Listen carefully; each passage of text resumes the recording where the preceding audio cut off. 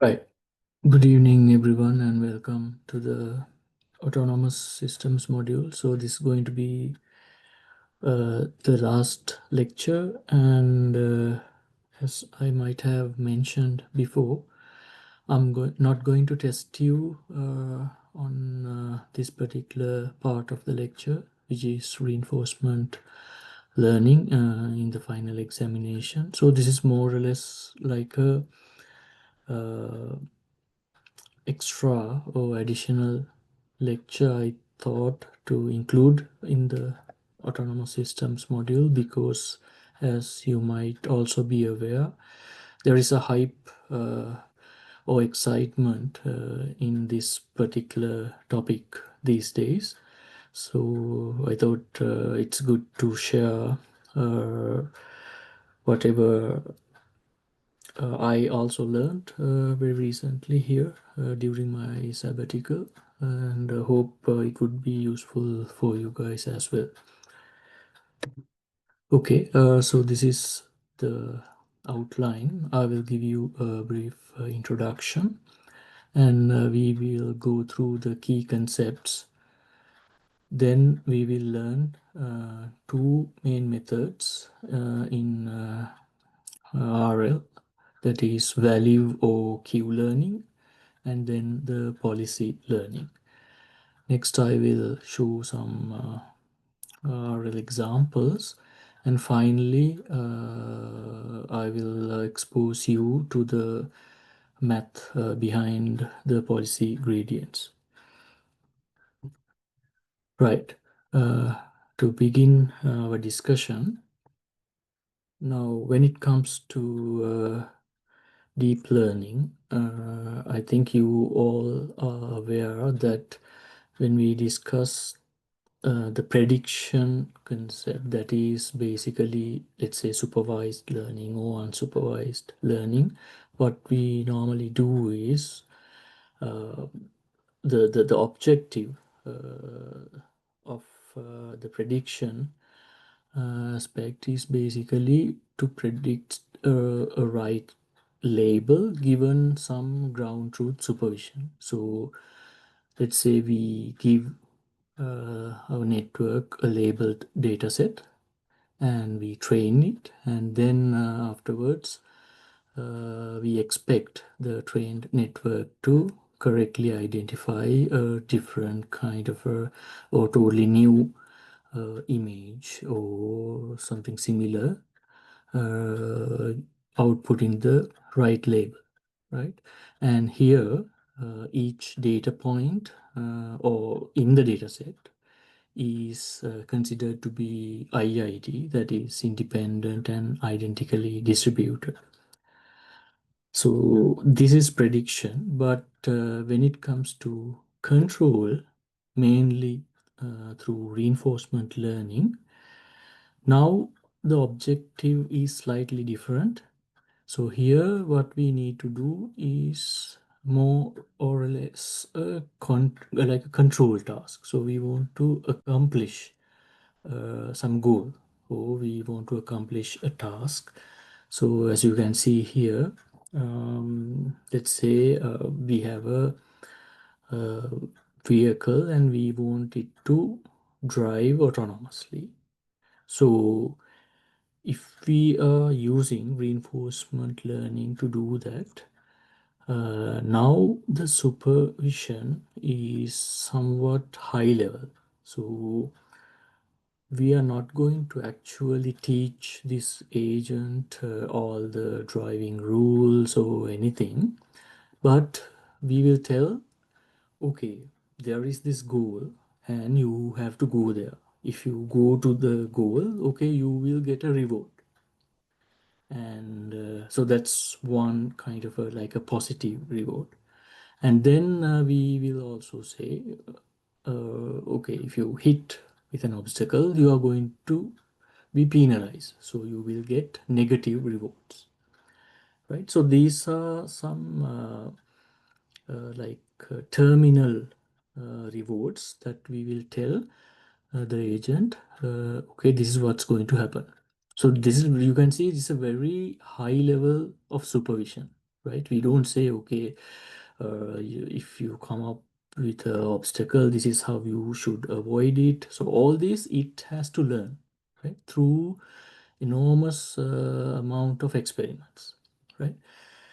And a clear difference between the earlier one, that is the prediction, is that now when this agent takes an action, the next input it is going to get changed based on our current action. So when we were actually doing this supervised learning, there was no such thing. There is no like I told you, it is like IID, like independent. So we give a photo of an apple and we tell that it is an apple. Okay, we ask the network to get trained.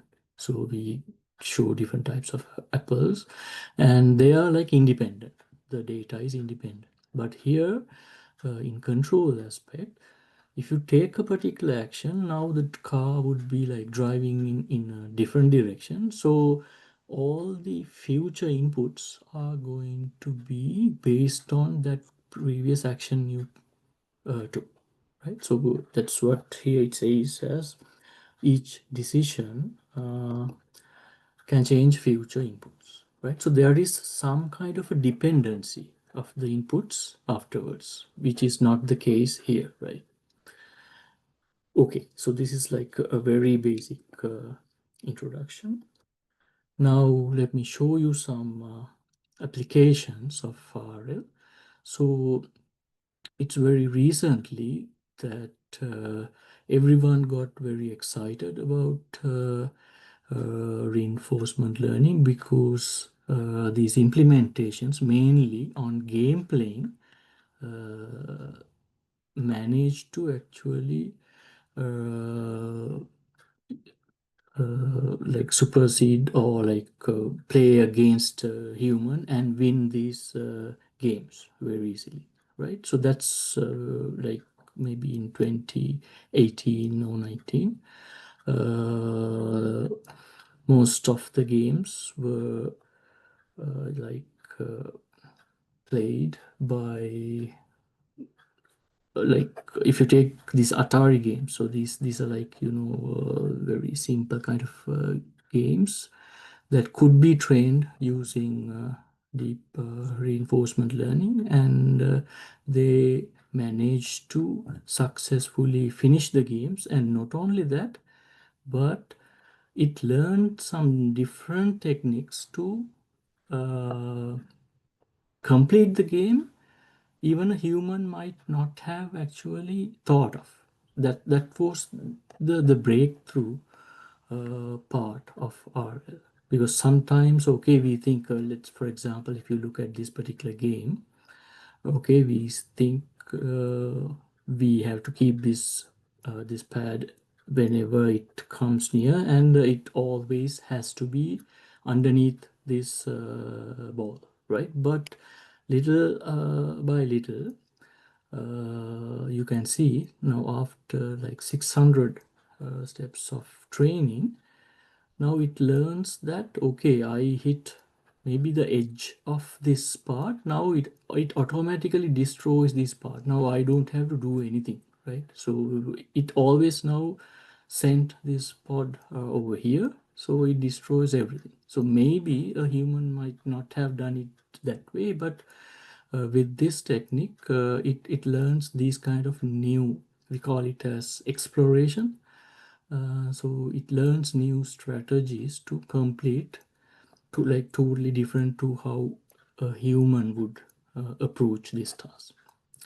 And then RL was used in robotics and autonomous driving, as you can see here. Now we can see very like many videos of these humanoid robots performing. So all these are a result of deep reinforcement learning. Now, actually, reinforcement learning had it history way back 20, 30 years ago, but it was very recently with the help of these neural networks that we could actually combine continuous spaces to these applications, because previously all the reinforcement learning applications were based on very limited discrete set of, let's say, 2 3 actions. But now a continuous action space could be very easily incorporated into these RL applications, and that's how this hype was created. And you can see on the right hand side, it's autonomous driving, again based on reinforcement learning. Right, now let's see what are the key concepts of RL. So this diagram is actually something very similar we always use in robotics. I think I might have shown you a similar diagram in robot design and competition, and then the robotics module, because the structure is pretty much same. But how we define certain components is the difference. So we have a agent. Okay, it can be a mobile robot, or it can be like a Super Mario in the game, right? So the agent will be taking actions, right? And we have a environment where the agent lives in or exists and operates. And then when it comes to these involvements with the environment, it comes from all these actions that we defined. So it can be these very simple discrete actions, or else it can be continuous space actions as well. And there is a state. So in this module, at the very beginning, we learned the concept of state. But when it comes to RL, again, it's pretty much same, but there are some subtle differences which I would tell you. So if you can remember, so let me draw here. So we had a Markov chain, right? Yeah, so let's say we start our state from let's say 0, and then we had the state transition. So using action, we had an intermediate state, and then we used the observation, is it one, to actually consolidate our estimate on the state. So then we have the S1 state, and then similarly we have another action A2, and we come up with some intermediate state after the prediction, and after the observation step 2, we consolidate and have the final estimate of our action. So this was what we actually learned during this course previously, right? That was our basic building block of most of the estimation algorithm. Now here also it's pretty much same, but as I said, there are some subtle differences. So when we think about state, again, it says it's the condition of the agent, environment, and observations now are also coming under state in this case. The most important difference now is the action actually happens based on our current state. So let's say we have a state of our agent, and based on that state we will decide on the next action 80. Okay, so this is like a conditional probability. Let's say we have action given state. So if we are to come up with a distribution, it would look something like this. Okay, so this concept we did not really discuss before, right? So now the actions are coming as a result of our state, okay, which is a little bit different to our previous thing. But you don't really have to get confused of that. I think it's understandable here.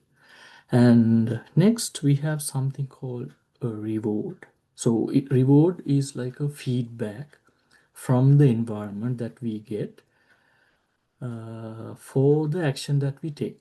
So it can be a success or a failure. That means it can be a positive feedback or it can be a negative feedback, right? So environment, so here you can see this part, reward, right? It's given by the environment to the agent looking at the action, right?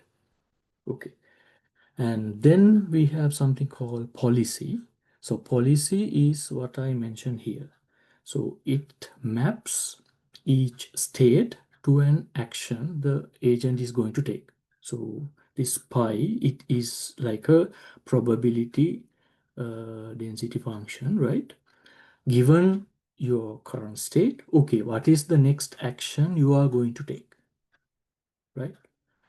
So that's what we mean by policy, right? So basically in reinforcement learning, our ultimate goal is to learn a policy, right? So if I am in this state, right? Let's say I have a drone, okay, or a mobile robot, and it is in a particular state. So it will have some position and it will have some observations that is like maybe some readings uh, towards some obstacles in front. Likewise, I have some state.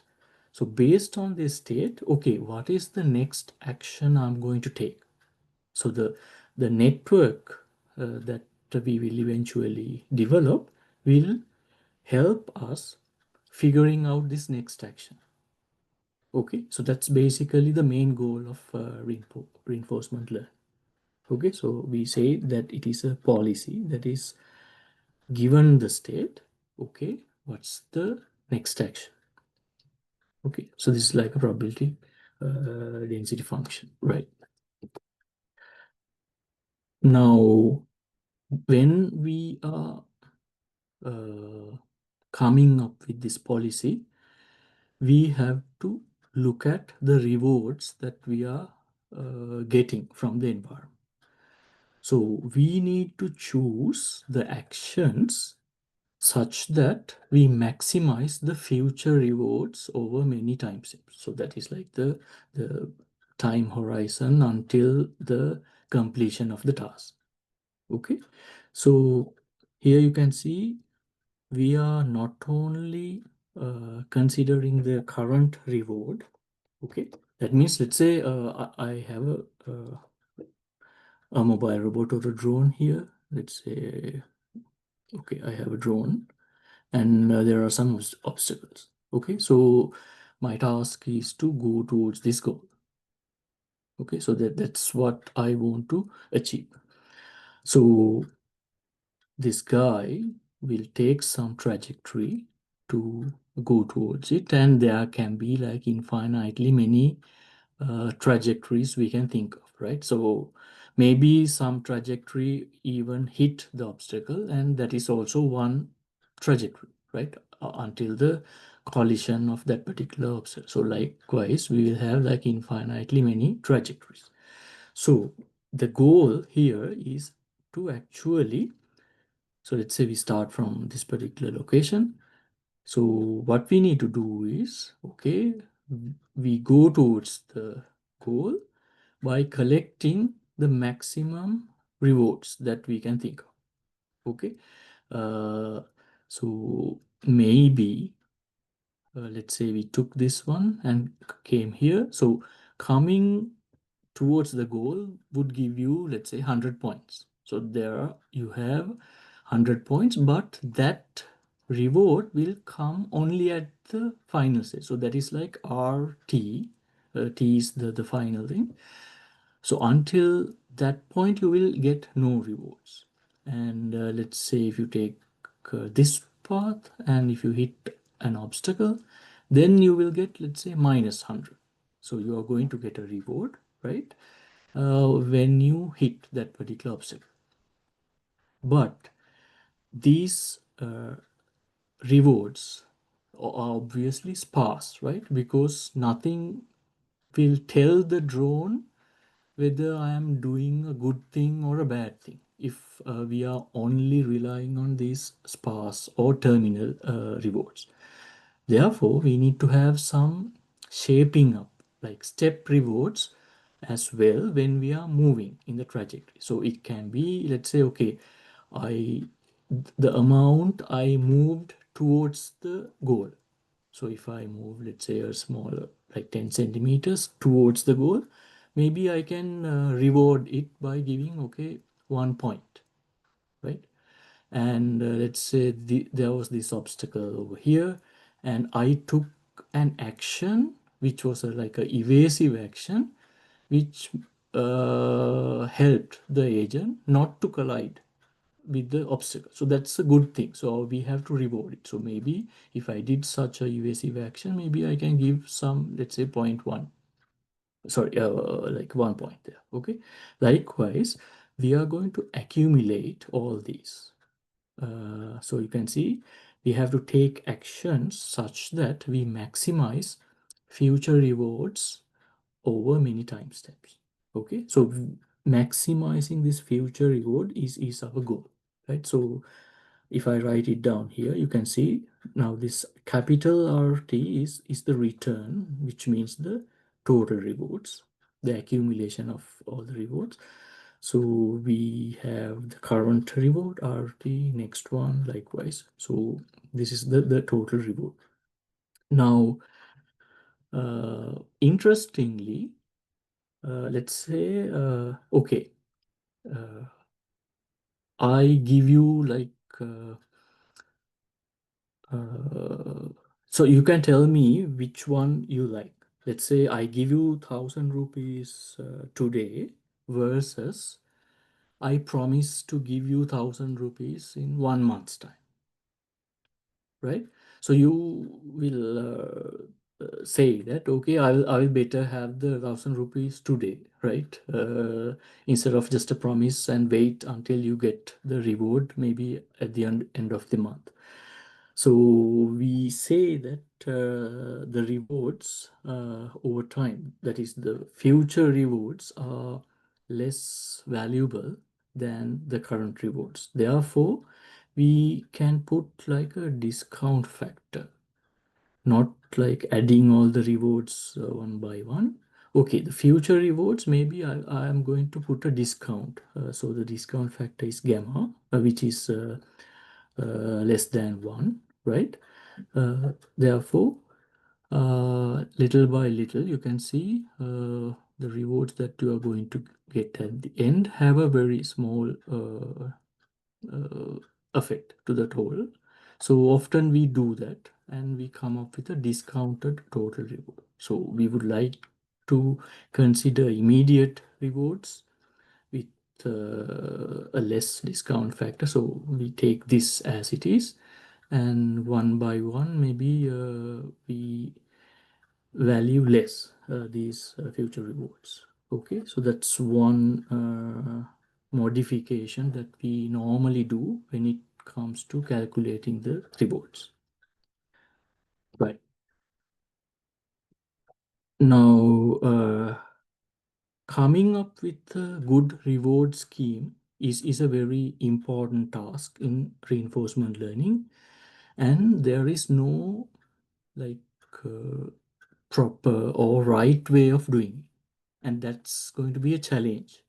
Let's say you have a certain task. Let's say you build a mobile robot and you want to avoid obstacles and move towards a goal with a very high speed, right?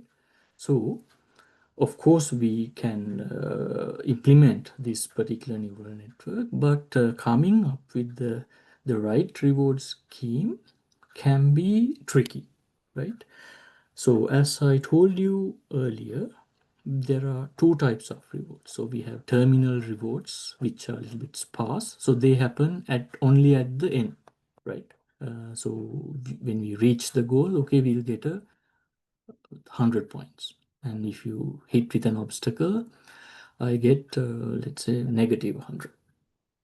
And now, since we are talking about maybe a network, right? Let's say we are thinking of developing a neural network which will accept our state, and it is supposed to tell me the right action. Okay, so and here we will have some parameters that we need to tune. Okay, now if we are only dealing with these terminal rewards, like which are sparse, then we will not be actually able to tune this network, because normally we use some favorite uh, gradient descent type of techniques to tune them, because these are terminal and sparse rewards. So from the start to the end, in the middle we don't have anything, right?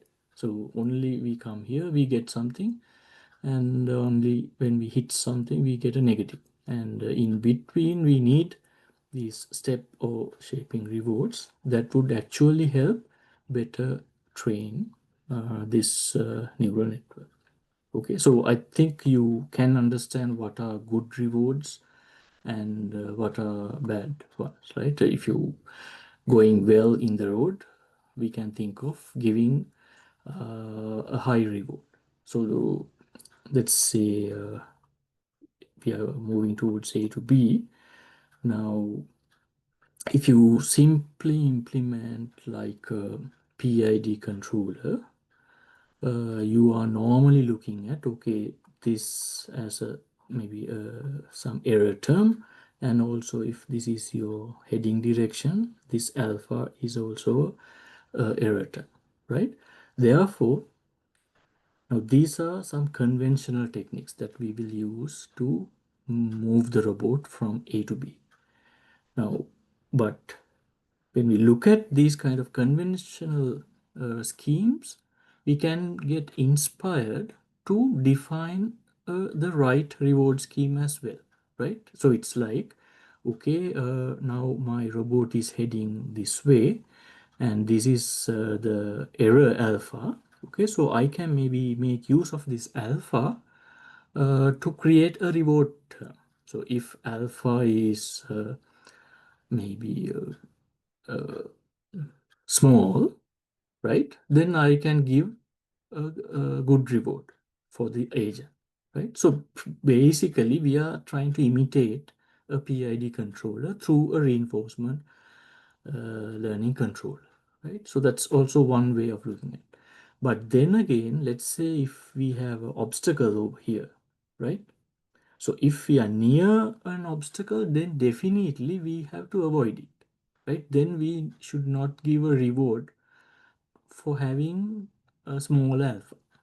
Okay, so maybe we can have a different type of reward, that is we measure maybe the distance to the obstacle, and if that distance is small, maybe we can have a different branch in the reward scheme telling you, okay, if my distance is small, then having a larger alpha is a high reward, right? So you can see now the same alpha gave you different types of rewards based on the environment, right? So based on your state, right?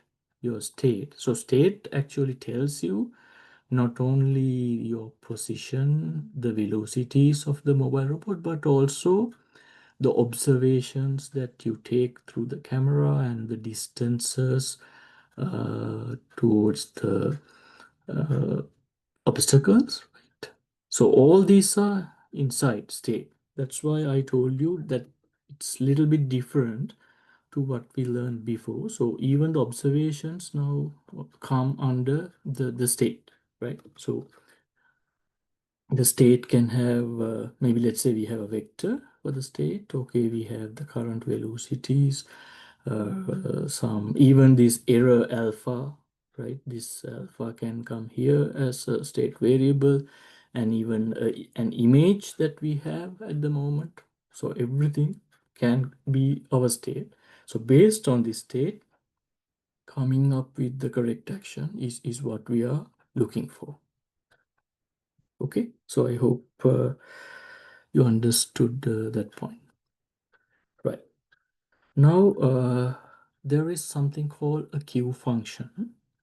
So what queue function tells you is, let's say it's just some kind of a function, right? And your inputs are both the state and the actions, right? So the queue function is going to tell you what is your expected total future reward if I am in this particular state at this moment, and if I'm taking this particular action. Okay, so take a moment to understand what it means. So here is what it will give you. So it is a expectation, right? Expectation of capital R, not the simple R. Simple R is the immediate return, right? Sorry, immediate reward I will get. But capital R is the whole set of rewards towards your termination, right? So Q function tells you what is the expected total future reward I can get if I am currently in this particular state and if I am going to take this particular action. Now it's a little bit tricky, of course, to understand. Again, if I will take a drone example, because at the moment I'm also working with drones and trying to implement RL on that. I will show you some videos on that little later.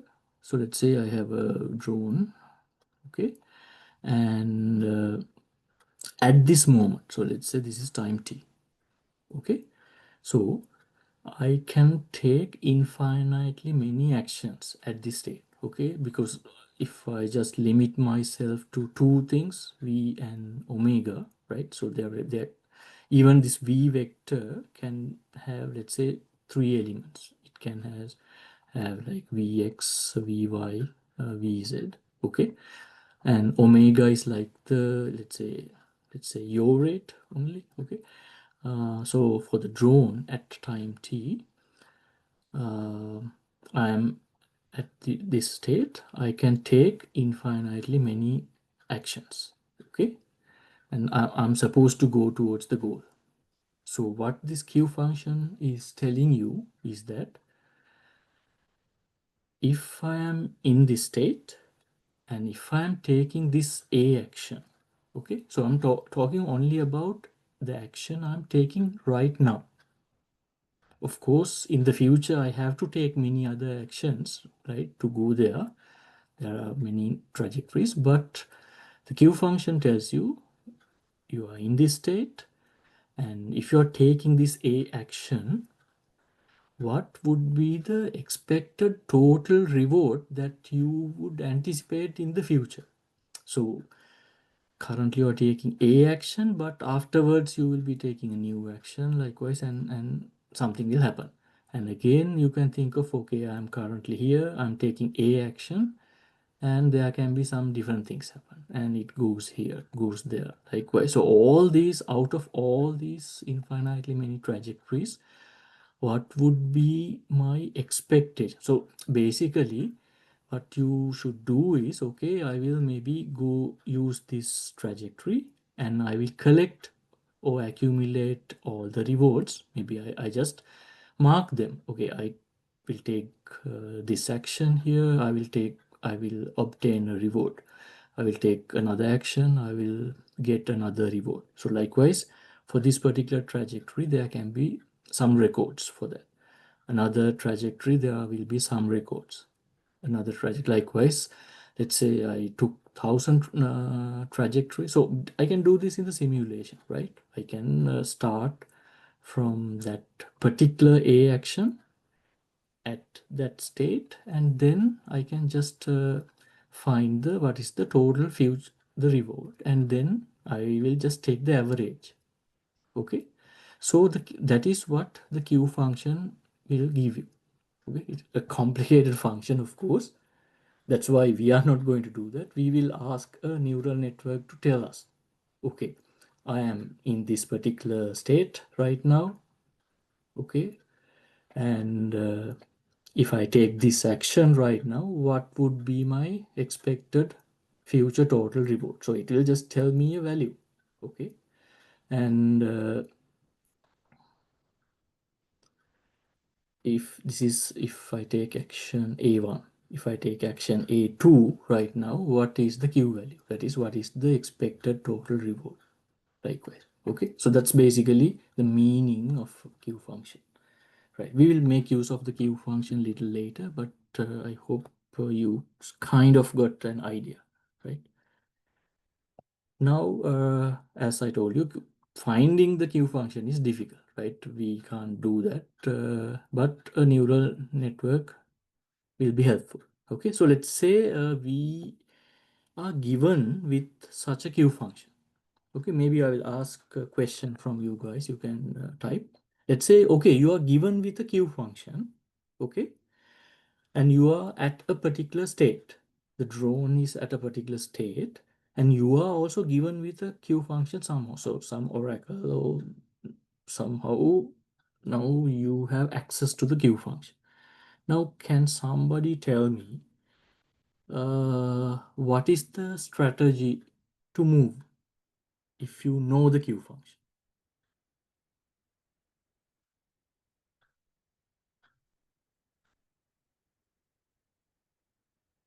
So knowing the Q function means I am in the state here, okay, and then the Q function is actually, let's say, a neural network or something. And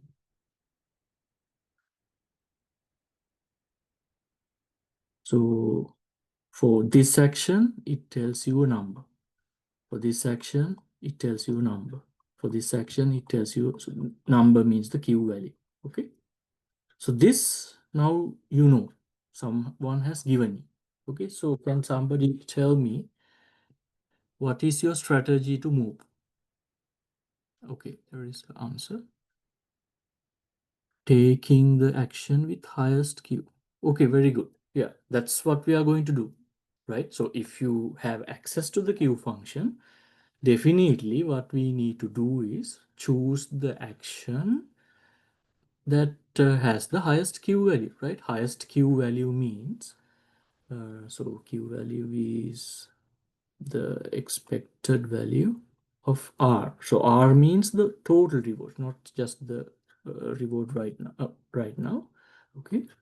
And S, T, and A, T. Okay, so if I know the Q function, let's say this is 10, this is 20, this is 30. Okay, so I will definitely take action A2. So when I take action A2, my state will change, right? Because there is a state and I apply action A2, then I will come to another state, ST plus 1. So what I will do when I come to the ST plus 1, again, I will use the Q function, right? So I will give this guy as an input. Then it will output the Q values for all the actions. Again, I will take a look at the Q values. Okay, this one is the highest value. Okay, I will do that action. Okay, so that's basically how we will use the Q function. So this is basically like a policy, right? Policy means what is the action I'm going to take based on the state. So, right. So as you correctly said, here you can see our policy or the strategy that we are going to use. We use the Q function and we are going to go through all the actions and find the argmax that gives you the highest Q value.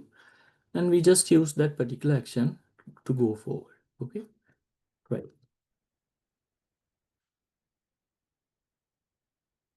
So at the beginning, I told you, so this is one way of approaching the reinforcement learning. The other way is called the policy learn. Because in Q learning, you can see first thing you need to do is you find Q values for all the actions.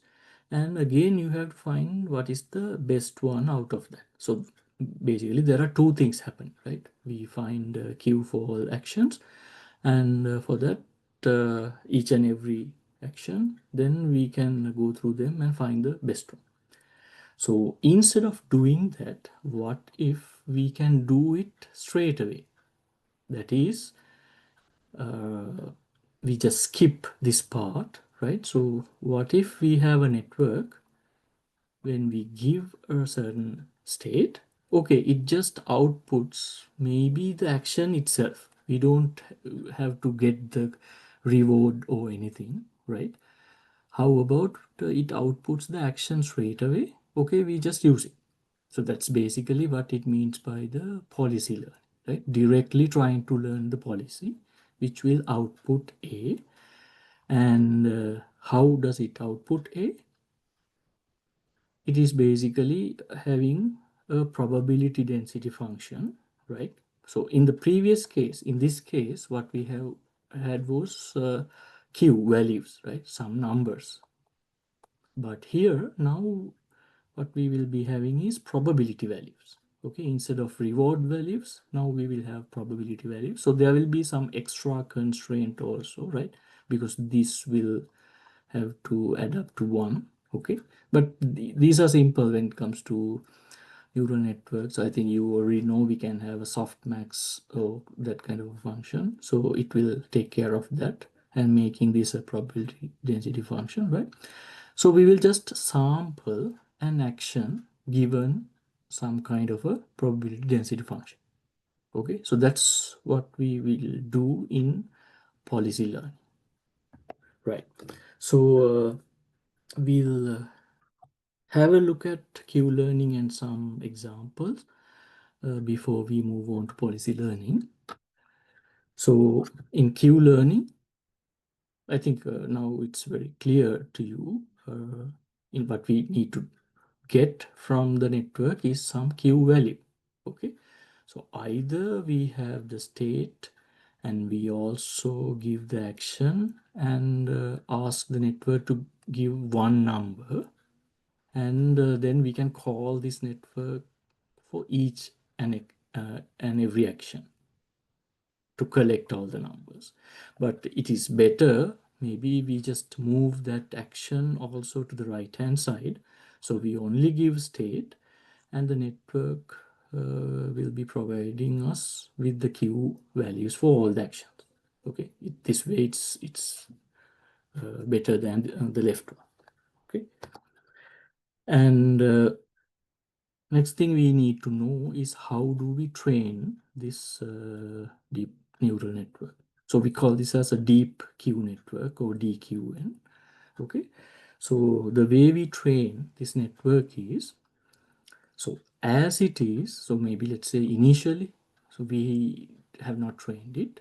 So we just give a state and we get some garbage values. Okay, so that is the second part, what the network predicts. Okay, so it will tell you, okay, at this particular state, if I take action A, this is going to be your expected total return. Okay, so initially it will give you some value, but we can actually think of a target that is from the network, right?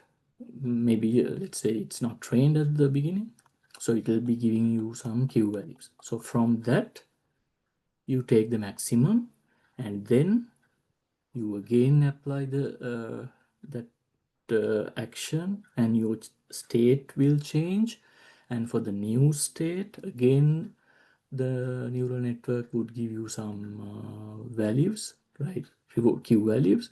From that again you choose the highest one. So this goes on and on until your termination, right? And we will have some expected return as if we take all the best action given by the network. So we think about running the policy actually until the termination and coming up with the actual value of the network. Okay, so the prediction is just only one forward pass. Okay, so we give a state, it will tell you again the Q value from the network as it is. But from the network also we can run it until the termination also, right? Until we get the Q values, get the best one, apply the state, again go through it, again get the new Q value, find argmax, and again you do it until the end. And finally, you can realistically find the expected return as well. Okay, so these are the two things that we will make use of to find an error, which we call as the Q loss, right? And again, use it with some kind of a gradient descent algorithm to train this deep Q network. Okay, so that's how we train it. And this is an example how this was used in something called a Atari game like this. Okay, so here you can see the maybe this block is moving in this direction, and there are only three discrete actions. So we can think of moving this guy to the right or left, or you just stay without doing anything, right? And the network will give you some numbers like this, and then from this we choose the best one, which has the highest Q value. Okay,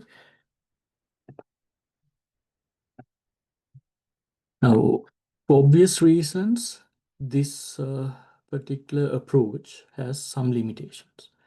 First one is it can model only the scenarios which has discrete action spaces. And okay, put it differently, it cannot handle continuous action spaces. Okay, because you can see we are taking values for each and every action, right? So if I have infinitely many action, we will be in trouble, right? And the other limitation is that we cannot learn stochastic policies.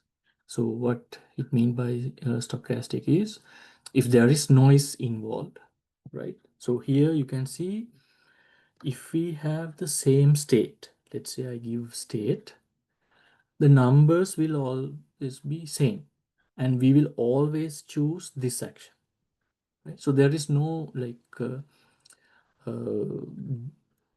some uncertainty involved if we are using Q network, right? If we have the same network given, we will always get these values and we will always choose this one, right? So that's a problem if we want to model stochastic policies, right? Next action will always be the same for identical states.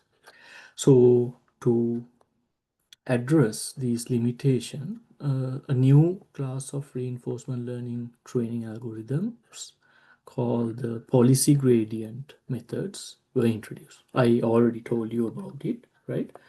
So basically, instead of trying to learn the Q values, that is the reward values, here in policy learning, what we going to do is straight away learn the action given the state.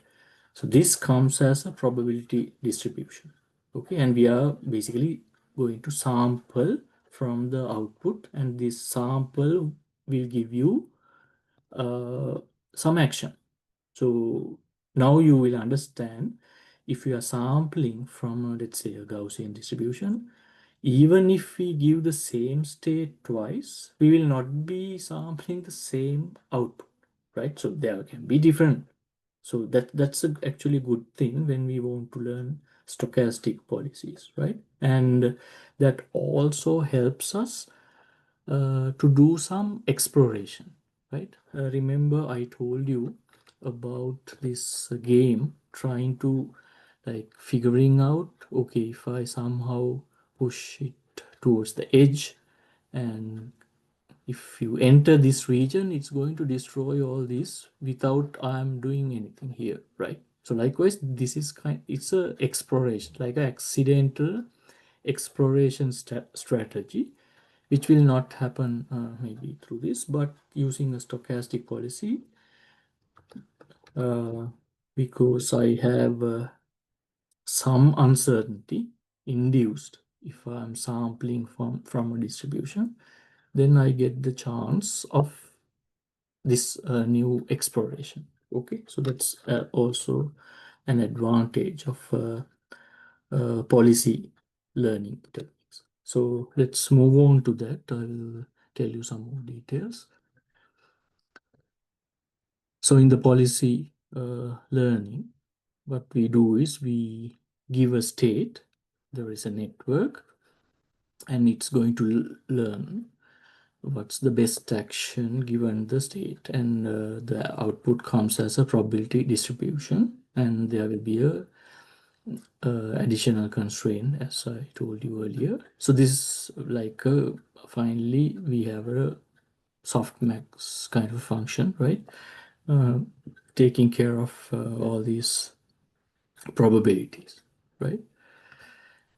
And here we are not really giving out the optimal action in contrast to this queue, because here you can see we are always like finding the best one, and we are going to stick to that always. But here the action might not be optimal at that particular point.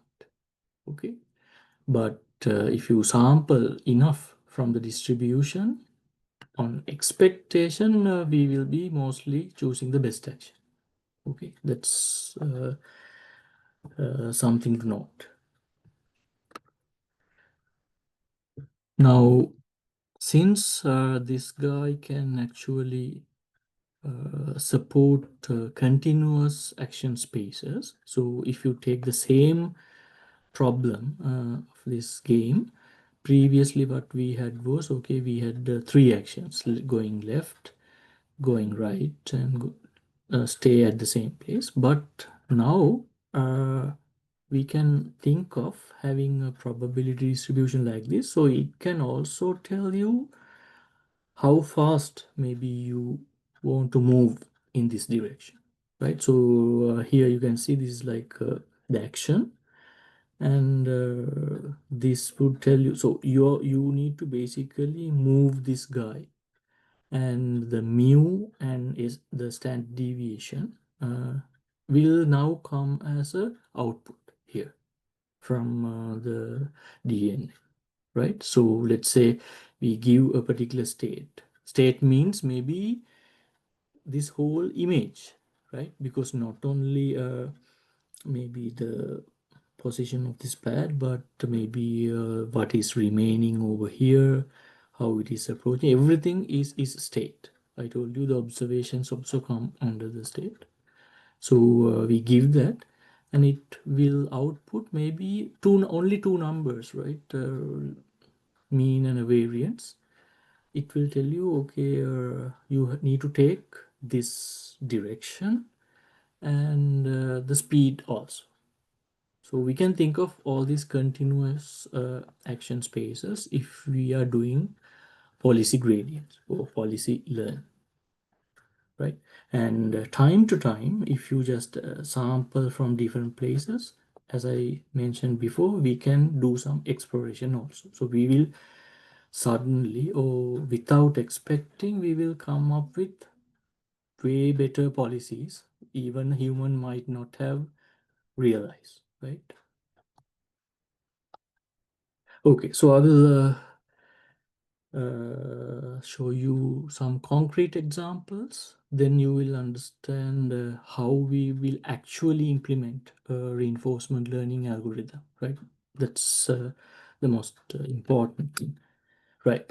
So if we think about, let's say, the autonomous driving example, let's say I'm not going to teach this agent. So our agent is car, and the action I'm going to take is, let's say, a steering wheel angle. for our convenience, let's only assume the accelerator pedal is fixed. Okay, so we are only thinking about the steering wheel angle, which is of course a continuous variable, and our reward is the distance travel, right? And I'm not going to teach the agent the driving rules, so I will simply say, okay, just stay on the lane and don't crash. Okay, so this wording have to be put into some reward terms. Okay, that is, if I crash, I will give some negative rewards. If I move towards the goal, then I will accumulate some positive rewards likewise. Okay, right. So here is how I'm going to implement the algorithm. So when I train this network, of first thing, of course, I will initialize the agent. Okay, so I will just put the agent or the car somewhere. So you can just randomly put somewhere here at the starting position. Okay, maybe initially you can always put it at the same location, or else some random location. Then we will run a policy. So at the very beginning, the network is not trained. We know that, right? So whatever the stuff it is outputting, we just make use of that. And what we would do is we will take the recommended action by the network and we will step by step move. So this is the trajectory it took in our first episode. Okay, so it moved like this. And while we are moving, we are going to record all the states and actions and rewards. Okay, so initially we were here. Let's say we moved somewhere here based on the actions given by our network. And from our reward policy, we will also accumulate actions, because let's say we moved a little bit to the in the forward direction. Okay, I can get, let's say, plus 10, something like that. Okay, and if I came here again, I'm moving towards the goal, so my next reward is also another plus 5 or something like that. Now when I come all the way here, this R4, the final reward, is going to be a huge negative thing, because that's something I don't want to encourage, right? So this is going to be some negative 100 or something. But I have a record of all this, what happened in my first episode. Now I'm going to repeat all this maybe million times. Okay, in the simulator I can do that. So next time, before that, let me also tell you. So after, let's say, so 1,000 episodes, I will collect. I would have collected all my experiences like this: the state I was in, the action I took, and the reward I got. And for this particular trajectory, I can add up all the rewards. So R naught plus gamma R1. So I have to put some discount factor because they are happening later. And the gamma squared R2 likewise I record. And let's say after like 1,000 episodes, I from the collected experience, I will do some back propagation in the network to decrease the probability of actions that resulted in low reward and increase the probability of actions that resulted in high reward. So you can see maybe in the beginning, these guys were good things. I moved towards the forward direction. So these have to be encouraged, but whatever happened near the obstacles, I have to discourage them. So I'm just telling you, I'm not mathematically showing you yet how this is done, but just look at what I'm actually doing. Okay, I initialize the agent, run the policy until termination. So this is just one episode. It hits it, I have some experience collected, and again I will initialize. So like this. Okay, again I initialize. This time I might go a little bit further from the beginning. Again I have all the rewards and everything collected because I need this R note, R1, R2. If I go back all the way, the goal of reinforcement learning is to maximize. Okay, maybe here you can see I want to maximize this RT. That's my goal. Okay, so I collect all these samples. I take a record of that, and I have a total reward. Okay, for this trajectory, this reward, for the other trajectory, this reward. So after like 1,000 episodes, I will take the mean of those, and I will make use of them to do the back propagation, which I haven't told you yet, right? I'm just telling you the only the idea at the moment. So I will keep running the policy to gather experience. Okay, right. Then eventually the agent will learn from mistakes, and it will hopefully learn to go towards the goal. Okay, so as I told you, we did not teach the agent to drive. We just said, okay, if you go towards here, you will get this much of a reward. If you hit with obstacle, you will be penalized. And if you let's say now, sometimes what happens is now the agent learns to like not to hit obstacles, but it might also not go towards uh, the goal as well. It just wander around likewise, like arbitrarily going here and there. Maybe it is maximizing rewards, right? Let's say if I had a rule saying the time it spent without hitting anything. If I'm going to give obstacles, maybe the agent will learn to go just back and forth, just collecting all the rewards but not doing the final thing. But ultimately he will have a lot of rewards. Okay, so it will be trained like that, which is wrong. That's why I told you it's challenging to come up with a good reward scheme, and it's up to us at the moment to guide this agent towards the goal based on the rules that we specify. Okay, right. So if you compare this with the training phase I mean the training of the neural network, what happens is these three things are like the forward pass of the network, right? We run the policy, we record everything, so it's like forward, and then adjusting the probabilities of actions that resulted in low reward, and improving the actions that resulted in high reward. So that's actually the back propagation of the network, right? Okay, next I can ask you a question. Now if we do reinforcement learning in real life, what will be the problem?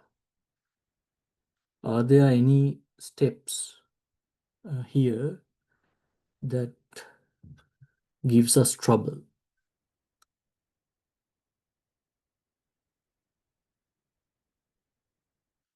Let's say, okay, I don't do any simulation, okay, right?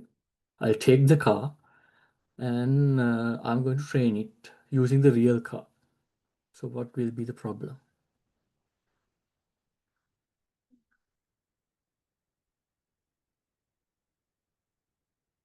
Trial and error is not possible. We can't run the agent until termination because it has consequence. Hardware crash, of course. Good.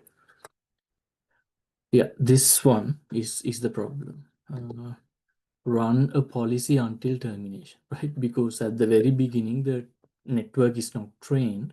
Okay, so we can't just put untrained network and let a mobile robot or the drone or the car moves until the termination, because it's going to definitely crash, right? So that will be the end of our experiment.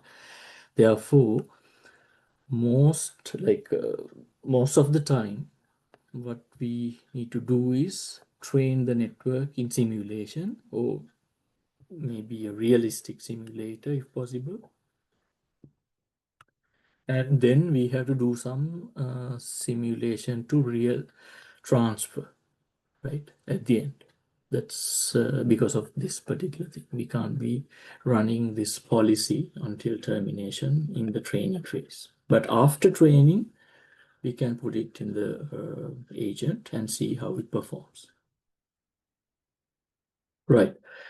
So I will also show you some work I have been doing lately here.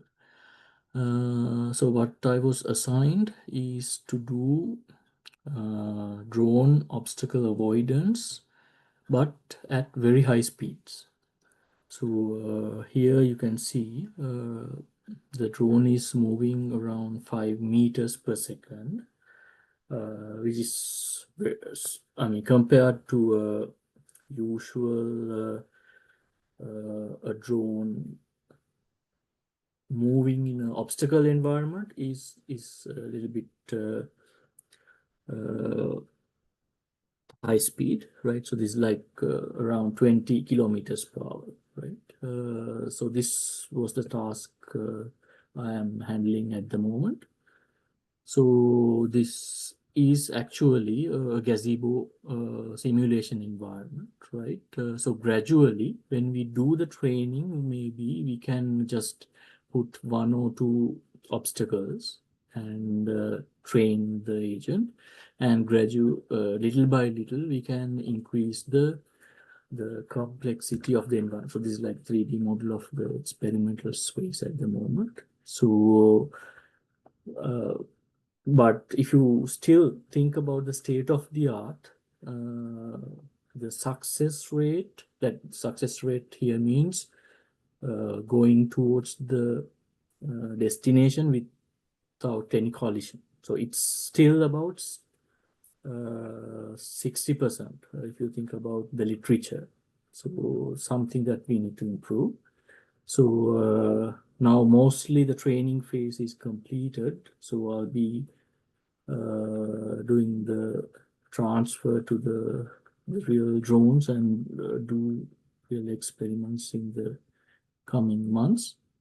And this was totally based on reinforcement learning.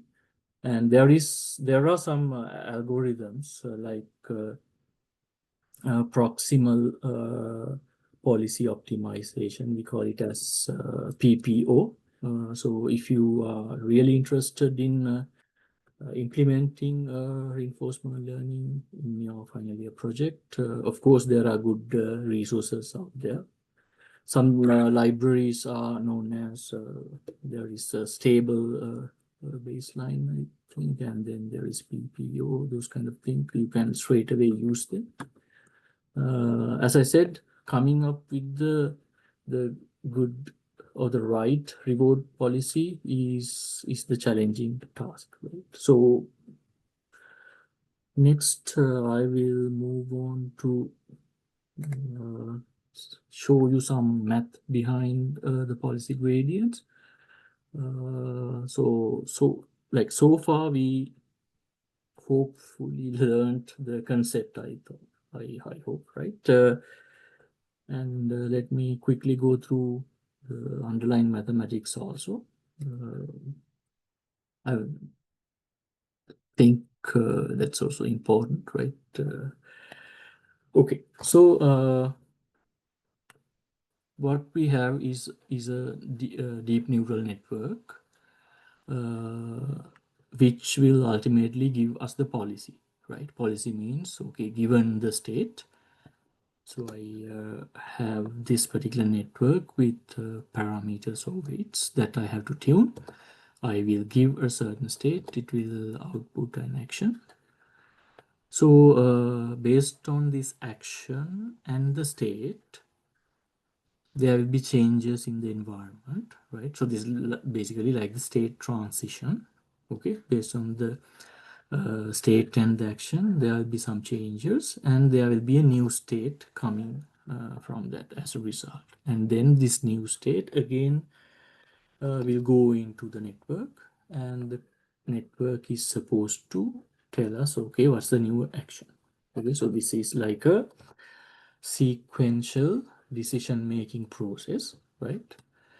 And this sequential decision making process will induce a distribution over the sequence of states and actions from start to the end. Okay, so this is like a joint probability distribution. So at first we have state 1, and for the state 1 we will have an action. For state 2 we have an action, and ultimately state T will have action, and this is our final state. Let's assume this is our terminal state. Okay, so this is a probability density function, which this is the one that we have to learn. This network has to learn what's this joint probability density function of this process. Okay, this is what we call as the policy. Okay, this is the one we need to learn. Right. So the first step, there is a useful property, and I think it's straightforward to understand it. Let's say we have a joint distribution EXY is that, okay? And this guy is the same thing, right? And I have included these two probabilities which will actually cancel out, and these two will also cancel out. So this side and this side is equal, right? But now if you look at these probabilities, you can identify, okay, this one is PZ given X and Y, right? The conditional probability.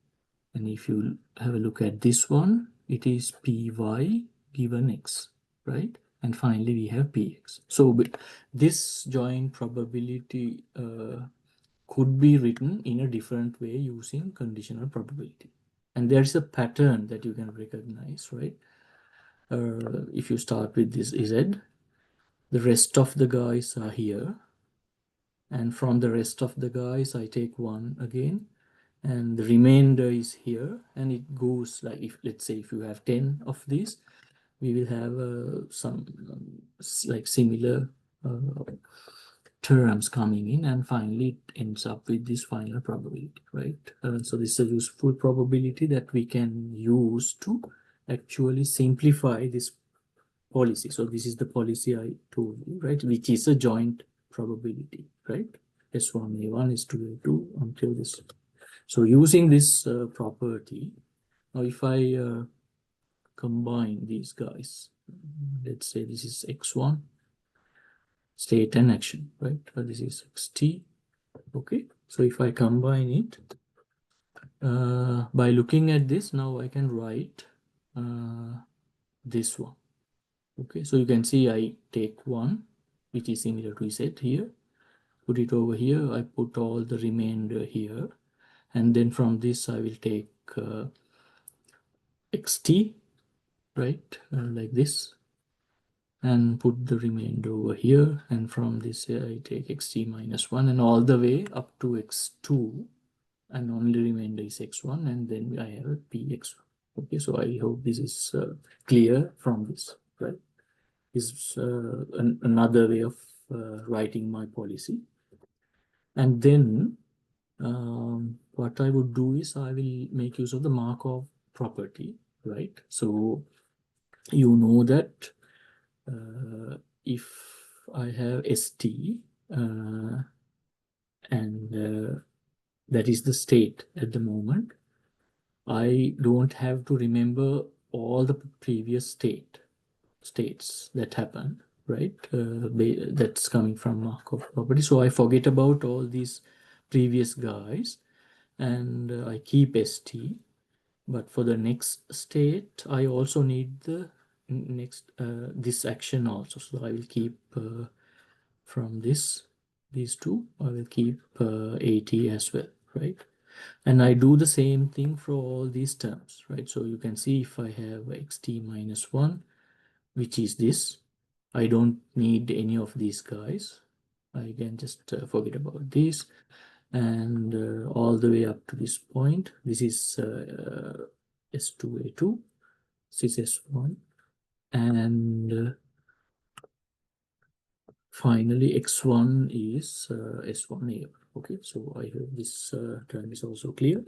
Then now these terms look similar, right? Maybe I can put this as a product term starting from 2 to t, right?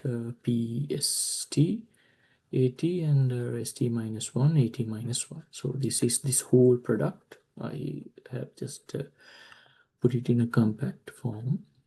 And this one is a joint distribution. Again, I can write it in this fashion, right? Same way, right? You can see this is P1S1 divided by PS1, which is cancelled by this. Okay, so this is the same thing, right? Then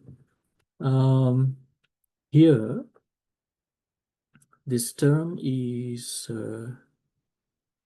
this joint term divided by this one, right? So that's the basic conditional probability rule, right? So this the joint probability and divided by this probability, and this is just one, right? You can see I have just introduced the same term in the numerator and the denominator, which will actually cancel off, right? I think that's also okay. In the next step, I'm going to combine this guy and this guy, these two, and write a conditional probability, right? So now here it has 3 terms. So this is that 3 terms. So I can write it as this conditional probability taking this term and that term. Okay, and the remainder of the terms are here, and this guy is also here. Okay, so basically what I did was this bar was moved to this side, something like that. I mean, A is cornered here, right? Anyway, I'm just like moving this and putting this to the right hand side. That's what has happened.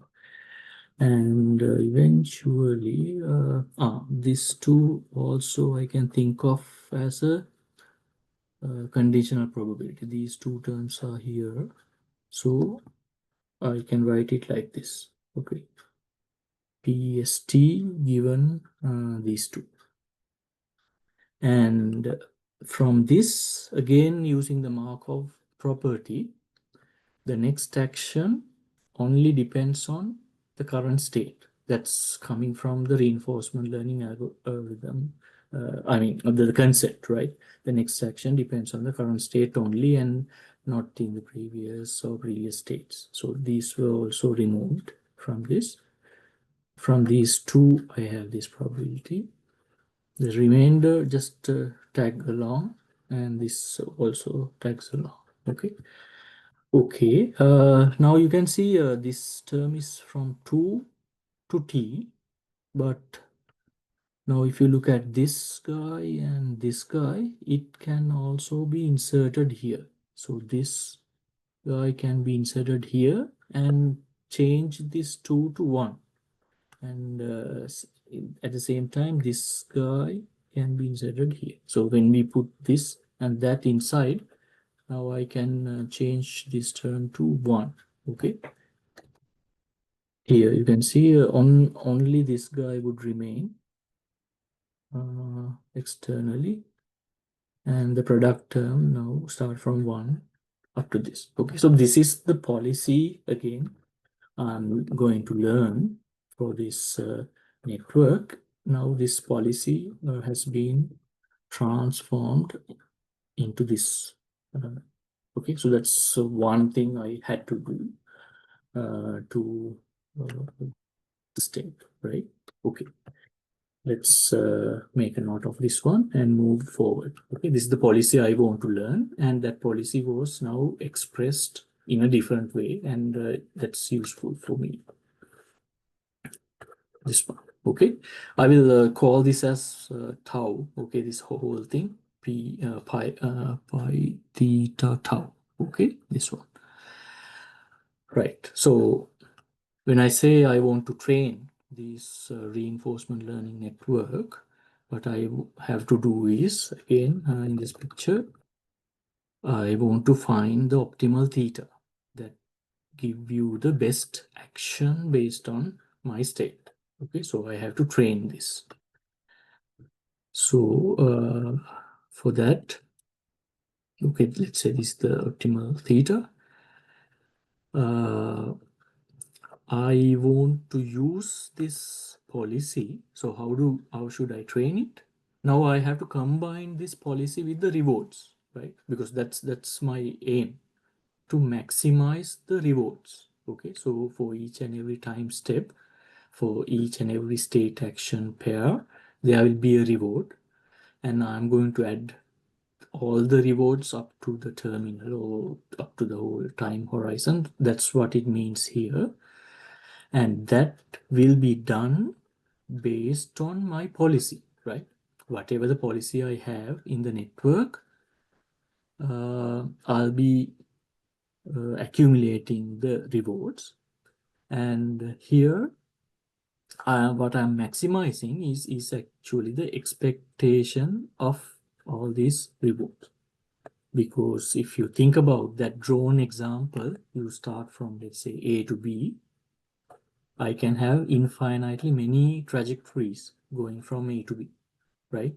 So that's why I'm thinking of uh, the expectation, right? Otherwise, I'll be in trouble if I want to just accumulate all these rewards, right?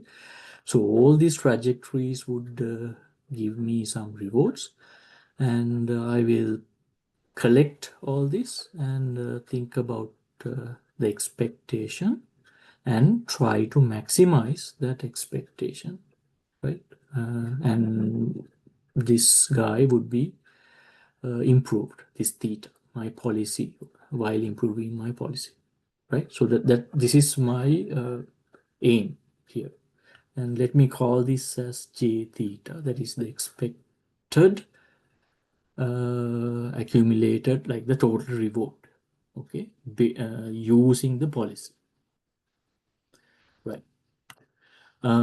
Okay, so before I do the optimization, one thing I want to do, that is, let's say when I do the forward pass, maybe I just want to evaluate this objective function.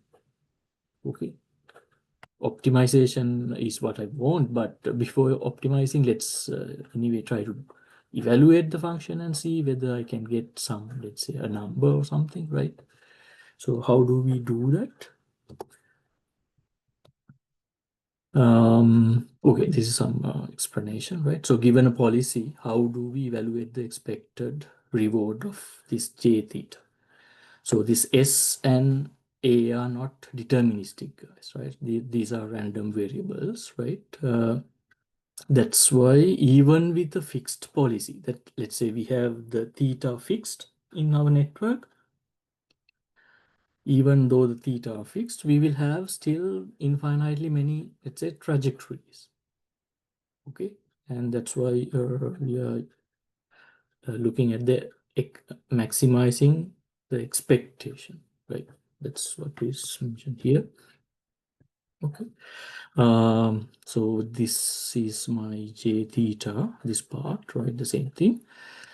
A practical way of finding the expectation of this total reward under this policy is sampling, right? So you know already how to sample. We learned about particle filter also, right? So basically we will take this reward function and we will, let's say, run the policy n times. So you can think of, okay, I am running the drone from A to B n times, right? There And this is the reward for one episode. T here means, okay, from starting from 0 to the termination. And I means the number of times I do that, okay, in number of trajectories, right? So I go like this, take the reward. Again, I go in a different way, take the reward, and finally I will average. We run the policy n times, we sum up the rewards. So this is the sum. And then we will have many of such things. So I quickly draw it for clear. Let's say I have A, B, okay. So I will just run the drone like this. It won't, definitely it won't go to B. It will go somewhere, or it will hit an obstacle, whatever it is. That's one episode. We will collect that. So that happens here, right? And then we will do the same thing capital N times, right? So this is that. Okay, so this is the, I mean, we are thinking of constructing an unbiased estimator using these kind of samples, right? Because we can't basically do this. This is impossible, but this is possible, right? We run the policy N times and collect all this, okay, right? So that's like the forward pass of the network. But to do the back propagation, we need to find the derivative, right? I hope if you have learned normal supervised learning algorithms, you know, okay, if you are to use whatever gradient based optimization algorithm, we need to find the, so this is like our objective function. So we need to find the derivative here, right? The derivative of the object function. So now let's see how we will do that, okay? Normally we have a gradient descent algorithm, but here we are dealing with rewards and we want to increase the rewards. So it's kind of a gradient ascent, right? Maybe just we put a negative sign and it will automatically become a gradient ascent. So we want to increase the total reward, right? Now let's see how we do the derivative of this function. I think j theta is okay, right? I mean, we just run the policy, collect all the rewards, and finally we average it by the amount of trajectories that we have. Okay, so that's j theta. Now going to the gradient, let's see how we can do that. So expectation of a function, right? How do you find the expectation? Let's say I have a function fx. Okay, so how can I find the expectation? So I use the probability density function of x, integrate it, and you get the expected expectation of fx, right? So that's how you do that. So if I want to find the expectation, what I basically do is, so this is my probability density function actually over here, right? So I can just put it similar here and evaluate it over tau using the integration. So this would give me the required expectation of this one, the reward. Okay, this is my probability density function. This is the function I'm evaluating. Okay, right. So this is the thing I want to figure out. Now I want to take the derivative of that, d theta. So the sign indicates the derivative. Okay, the gradient. So I put, so this is the derivative of this required guy, and I can put the derivative inside the integral sign. Okay, and this is what I want to find out. There is another useful property. So maybe we'll start from here. So if you can remember, if we have a log function, and if I want to take the derivative with respect to x, how do we do that? If it is a log function, it will become 1 over fx, right, times the derivative of that function, right? So it's simple, I guess, right? If you have log something like this, so this is equal to 1 over x, right? And if it's log fx, 1 over fx times derivative of fx. So this is something that we already know. And if you use it here, so let's say I want to find the gradient of this one, log pi theta. So this is my policy, okay? This is something in the beginning at the front, and this is also here. And this part would become this, this part. And it's similar to this, okay? 1 over the policy and the derivative of the policy here. So same thing, 1 over the policy and the derivative of the policy. And you can see this one, which was outside from the beginning. So these two would cancel off. And this part would be my answer, okay? So if I find something like this somewhere, I can replace it with this one. That's why I wanted this property, or other way around. If I find this one somewhere, I can replace it with this left-hand side. Okay, so now coming back to my equation, which is the derivative of j theta, which was this one, okay, the derivative of j theta. This one I have written the same thing over here.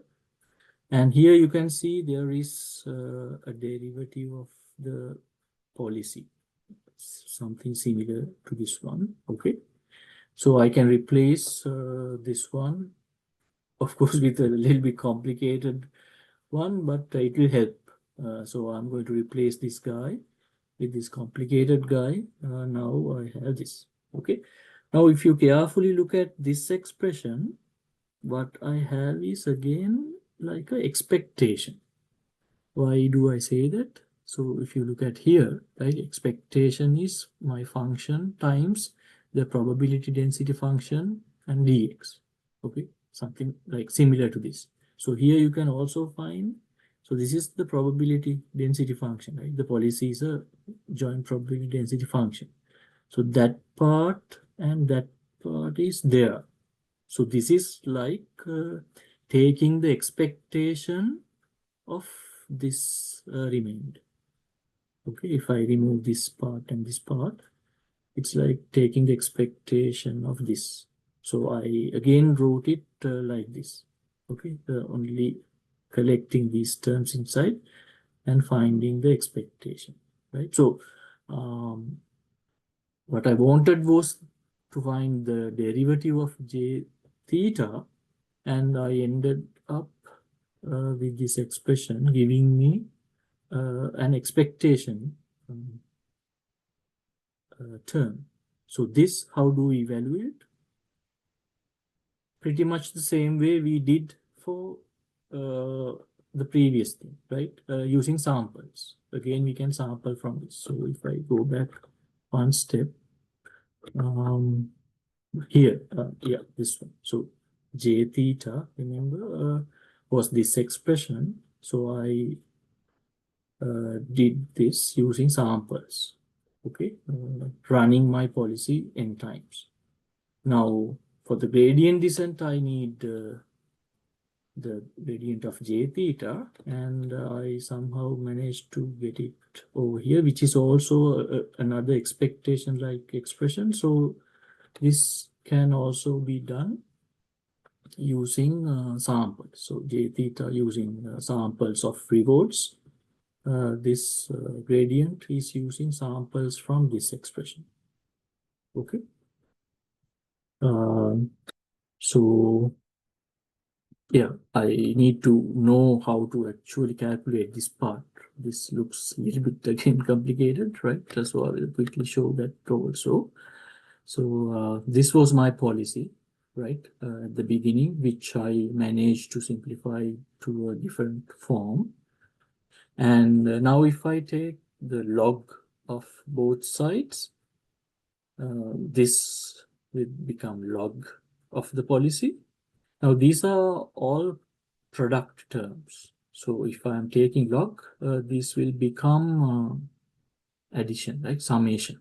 So this term, summation of this term, and all these are product. So summation of that guy and summation of this guy as well.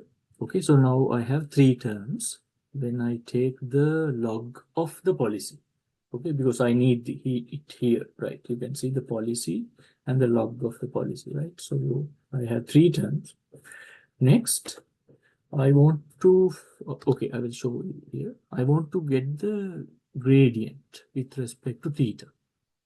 Now, the good thing in this term is you can see this guy is the initial state, the probability of the initial state and the log of it. And it does not contain any theta, right? Because theta is coming from our policy network. And the policy network has nothing to do with our initial state, right? The drone starts from somewhere. Okay, can somebody tell me what's the gradient of this one with respect to theta?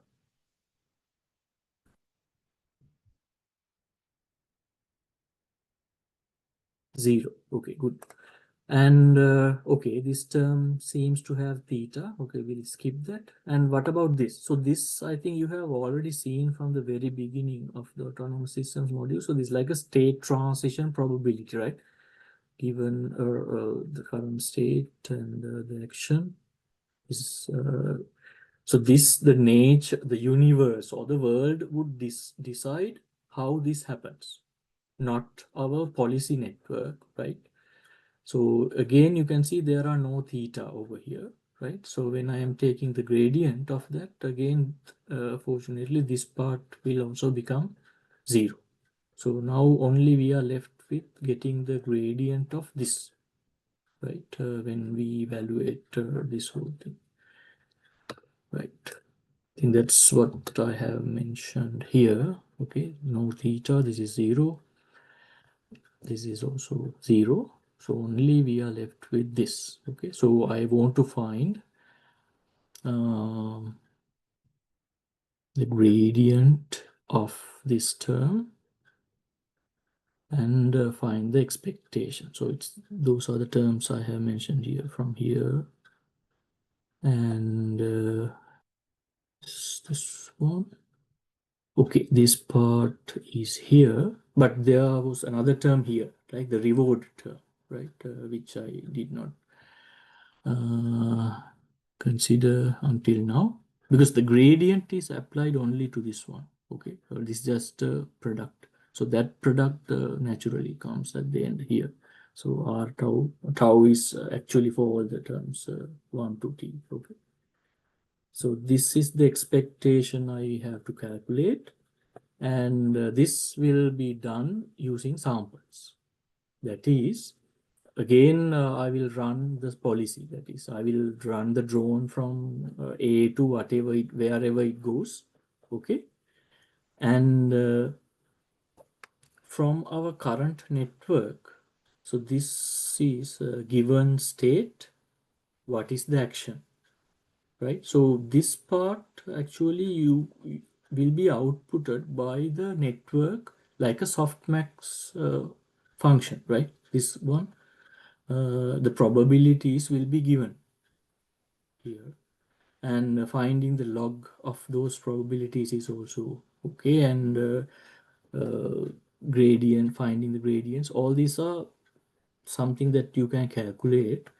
And these rewards part, just adding the rewards is also something you can calculate. So if I put it in simple words, let's say we have a drone going from A to wherever it goes. Okay, so when it's moving, our policy network will be, so it's like maybe the output of our network, the final softmax. Okay, I'll show you that.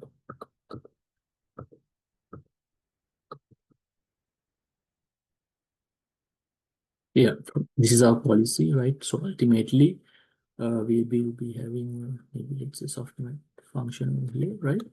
So whatever the numbers coming out there can be straight away used, and then take the logarithm of that. Okay, so these can be calculated, and while we are doing it, we are also accumulating the total reward from the starting position, whatever the reward it collected up to this point. Okay, we accumulate and we take the product with this one, and again we do it for capital N times. It can be like whole lot of trajectories that we will be simulating, right? And from that, we will calculate the gradient of that. And I think this is familiar territory for you, right? So you can improve the theta, our weights, so the parameters, using this gradient of this, and you have some small learning rate. Okay, so we change our policy. So we do it a million times, and then our policy improves. Okay, and this is the resultant. And now if I quickly compare this with, let's say, a usual supervised learning, like a maximum likelihood uh,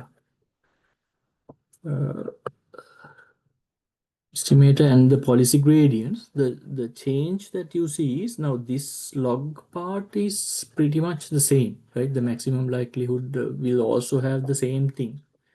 It's the addition of these rewards is what makes it different from a usual maximum likelihood estimate, right? The rewards parts coming.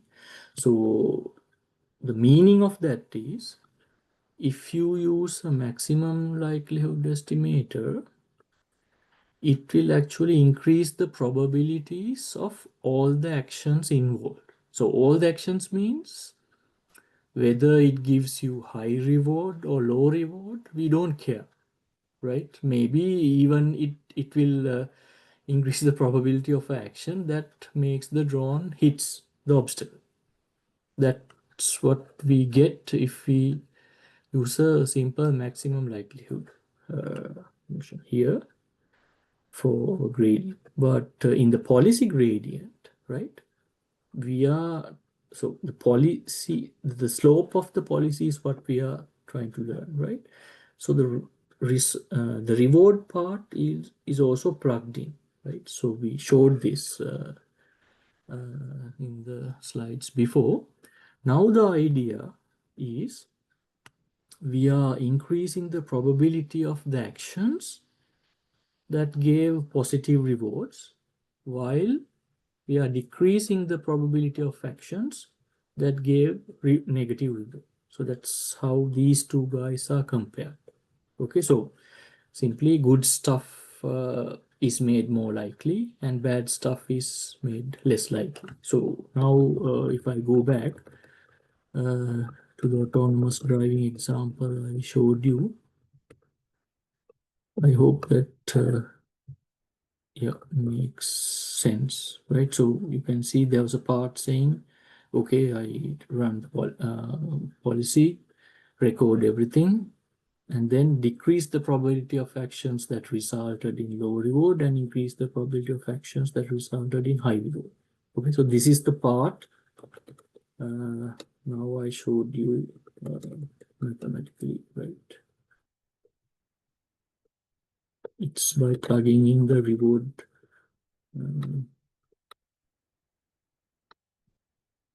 Sorry, this one over here compared to maximum likely. So if we put everything together, We generate samples means we run the policy, right? Here we run the policy. That means, okay, I was always talking about this drone example because I was involved in that recently, but it can be, let's say, there's a humanoid robot. So let's say there is a humanoid robot. We want this robot to learn how to walk, maybe from here to there. Okay, so initially it does not know anything, right? So we have to define the reward scheme. We will tell, okay, if my center of mass is increased this much, I will give you this much of a reward. If I move towards this, okay, I will give this. If I collapse and hit the ground, okay, I will give negative reward. So I will define such a reward scheme first, okay? And then just run whatever the policy I have. So it just starts collapse. I will learn something out of that. Again, I put the robot back. Again, maybe it will move a little bit far away, right? So gradually, so initially I run the policy and then I do calculate the gradients of my objective function. So here the rewards coming in that helps me improve good actions and maybe get rid of bad actions. Then I do the, let's say, gradient descent, right? You plug in here and improve my weights. Okay, so that's basically the story of reinforcement learning. And as I told you, there are libraries you can straight away use, right? I have been using this PPU from Stable Baseline, so you can have a look at it. It's pretty good.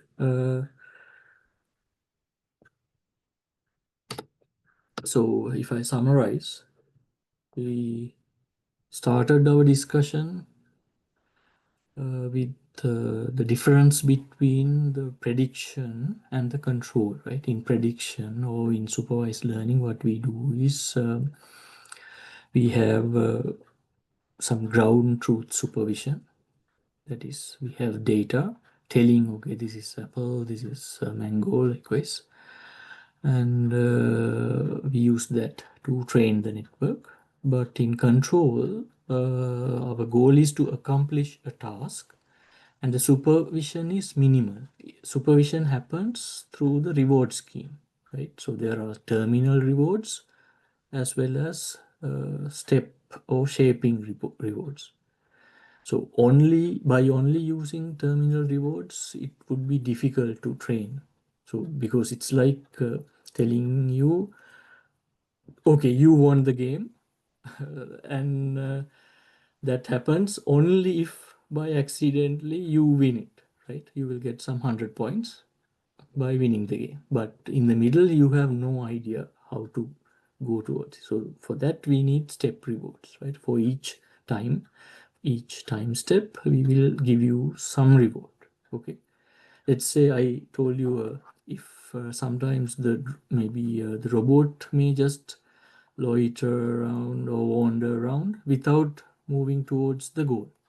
Okay, because the robot finds out, okay, I can gather rewards even if I don't go to the goal. So I also saw that in some of the games. So there are these car racing games and all, right? So when they put